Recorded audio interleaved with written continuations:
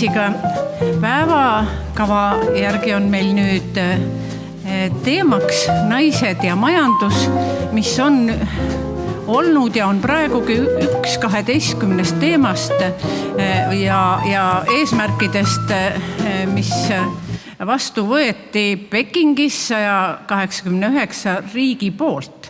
Nii et ka see teema on väga põhjalikult käsitletud, iga lause on seal nagu mingit tegevust ja mõttesuunda väärt. Täna jõuame vaevu mingi esmase ülevaate anda ja meeldetuletuse. Teeme väikese tagasivaate peeglis ja siis kohe annan sõna siis edasi Aet Kullile ja Tõnu Mertsinale ja siis nemad muudavad asja siis palju elavamaks, kui mina siin alguses oma tõsisema jutuga. Ja nagu te siin näete, siis tõepoolest see naiste ja meeste juurdepääs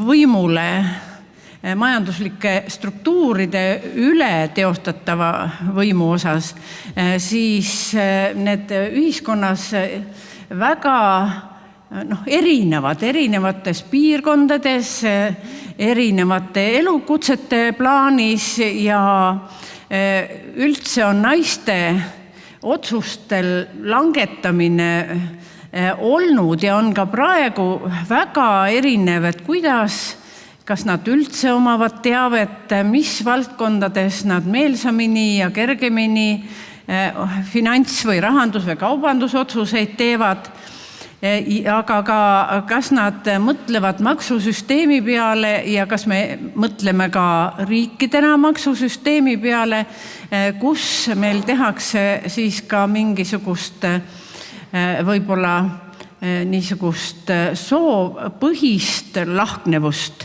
mida me ise ei märka. Loomulikult palkade teema on meil juba oli ka ennem 1995. aastat, aga on ka täna päevakorral ja selles osas meil on aina täpsemad andmed olemas. Eile esitati ka soolise võrdõiguslikkuse nõukogus ühte rege projekti, milles uurimused siiski alles käivad, aga osa tulemusi on juba saadaval. Ja seal tõdeti ka, et kui vanasti siis seal soolise palgalõhe puhul oli seda seletamatut osa vaata, et 85%, siis nüüd on jõutud juba vähemalt 40% osas mingitele arusaamistele, kust need lõhed võivad tekkida. Ja uurijad loodavad, et see liigub ikka ka veel paremuse suunas, et me saaksime selgeks, milles on küsimus ja mis on siis nende niisuguste palgaerinevuste taga ja et me saaksime nagu täpsemalt olukorda tasakaalustada.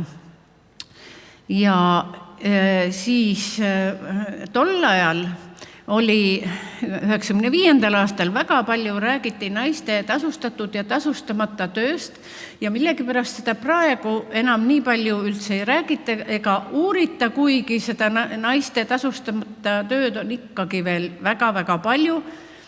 Samas muidugi võime tõdeda, et mehed on palju rohkem koju appi tulnud ja need kodused tasustamata tööd võib-olla on nagu teise tasakaaluga, kui nad olid 25 aastat tagasi.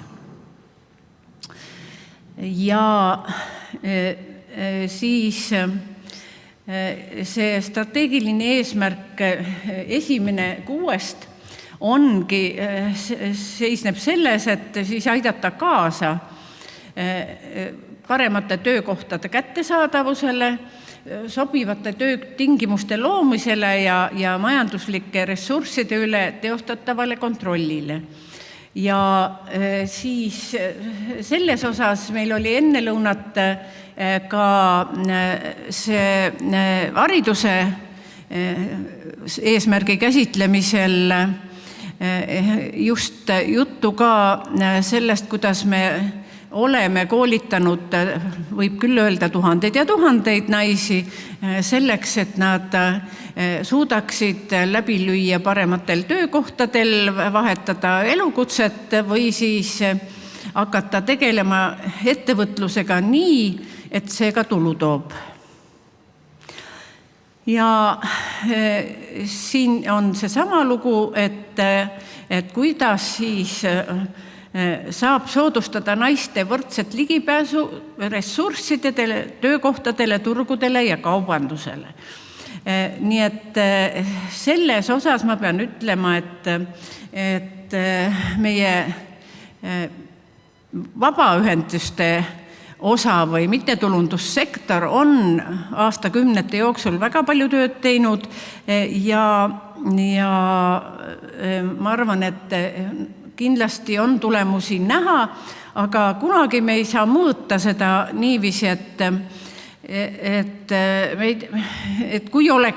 kui me ei oleks üldse koolitanud, et mis siis oleks olnud, et seda siis võrrelda selle olukorraga, et me oleme aastakümneid naistele tuge pakkunud ja et mis see vahe oleks olnud, et meil ei ole kellegagi seda võrrelda. Ma arvan, et koolitamised on hästi palju teavet andnud.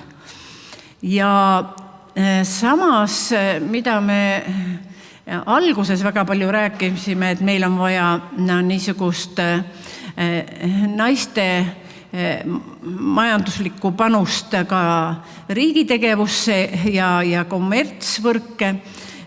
See on kindlasti meil iga kord ka päevakorral, kui me teeme naiste ettevõtluse konverentse, anname ühest poolt hoogu naisettevõtlusele ja miks me seda anname selleks, et mitte ainult, et naistel sellest kasu oleks, aga tegelikult on ju kogu riigil sellest kasu ja on kehv, kui me ei kasuta naisi kui väga head potentsiaali või ressurssi piisavalt ära. Ja siis oleme tegelenud tõsiselt ka naiste diskrimineerimisega tööle värbamisel ja Enut on pannud võrdse palga päevadel ette kõigepealt juba seda sama palkade läbipaistvuse teemat. Ja meie need online, CV online ja teised online'id on kõik nõus sellega, et vähemalt värbamisel võiksid olla need palgad või palgavähemikud vähemalt nähtaval, sest see oleks kasulik ka tööandjale, aga tihti tööandja sellest aru ei saa, et ta näeb kõvasti vaeva värbamisel ja kui see palk tuleb jutuks alles viimasel etapil ja siis see värvatav saab teada, et palk on liiga madal ja lahkub, siis on ilma asjata nagu kogu see värbamise protsess läbi viidud. Ja teiseks, kui peale värbamist siis ikkagi saab selgeks, et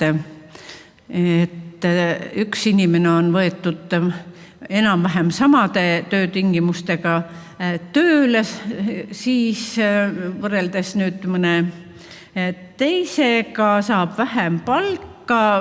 See tuleb kuskil pärast jutunurgas välja ja see motivatsioon kaob ära piisavalt hästi tööd teha.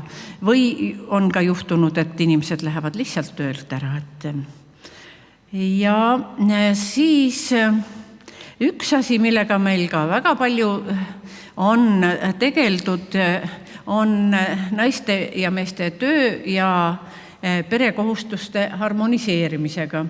Ja see on